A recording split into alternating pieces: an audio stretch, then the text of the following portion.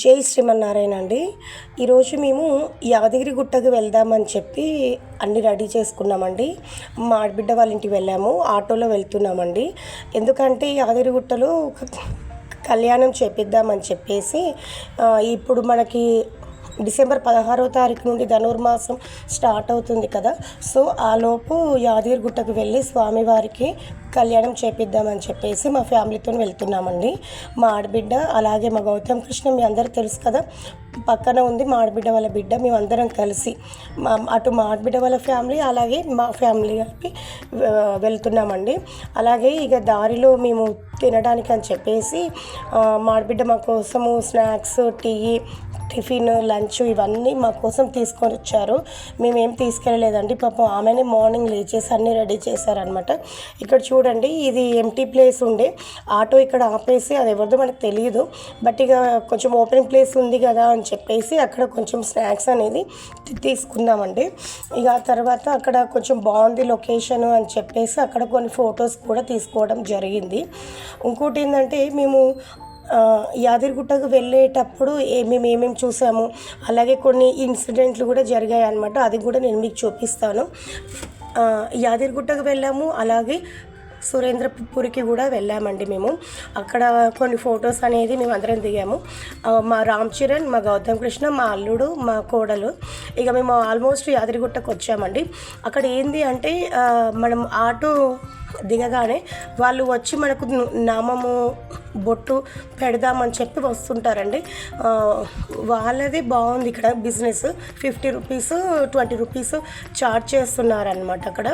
అలాగే ఇక అక్కడ ఇంకోటి ఏంటంటే ఫ్రీ బస్ అనమాట. మనము యాదగిరి గుట్ట దిగగానే అక్కడ మనకు ఫ్రీ బస్ అనేది ఉంటుందండి. అది ఎక్కడికంటే కొండ మీదకి దింపడానికి వెళ్తారు. అలాగే ఎవరైనా ఇంటికి వెళ్ళే వాళ్ళు, కొండ కిందికి వెళ్ళే వాళ్ళు ఎవరైనా ఉన్నారంటే మళ్ళీ వాళ్ళని తీసుకొచ్చి ఇక్కడ డ్రాప్ చేస్తారండి. అవి చూడండి, చాలా బస్సులు వచ్చాయి కానీ ఫుల్ రష్ ఉండడం వల్ల మేము ఎక్కలేకపోయాము. లాస్ట్ బస్ అయితే ఎక్కామండి. ఇంకోటి ఏంటంటే అక్కడ ఆటో కూడా ఉందండి. ఆటో వాళ్ళైతే మనిషికి 100 రూపీస్ చొప్పున ఛార్జ్ చేస్తున్నారు. ఇక మేము ఎక్కామండి బస్సు. ఇదంతా యాదగిరిగుట్టనేనండి. అంటే ఇప్పుడు చాలా మారిపోయింది. అట్లా అనేసి ఒకవేళ చూడని వాళ్ళు ఎవరైనా ఉంటే చూస్తారని చెప్పి నేను చూపిస్తున్నాను. మేము వెళ్ళి దగ్గర ఒక 1 ఇయర్ కావచ్చు, ఎందుకంటే ఎవ్రీ ఇయర్ వెళ్తాము. బట్ ఇక మేము రావడం పోవడం 1 ఇయర్ కంప్లీట్ అయింది కాబట్టి అప్పటికి ఇప్పటికీ ఇంత డిఫరెంట్ వచ్చిందనమాట. చాలా బాగుందండి. యాదగిరిగుట్ట అనేది మనకు కేసీఆర్ గారి ఆధ్వర్యంలో ఈ విధంగా మనకు యాదగిరిగుట్ట అనేది డెవలప్మెంట్ అయిందండి. ఇక్కడ నుండి చూడండి, మనము యాదగిరిగుట్టలో దిగిన తర్వాత ఫోన్ అనేది అలో లేదండి ఇక్కడ.